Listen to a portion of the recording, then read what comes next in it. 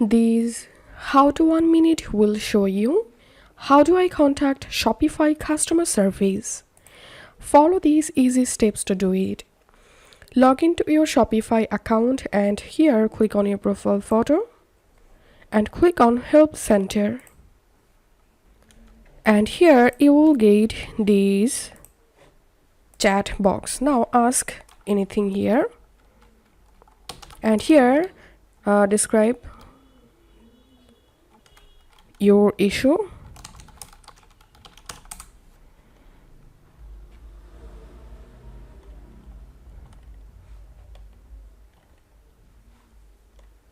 And click on I still need help.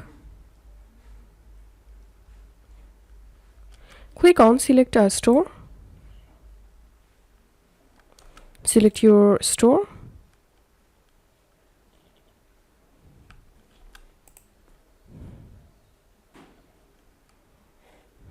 And here click on chat with a support advisor. And wait until a customer join to this conversation.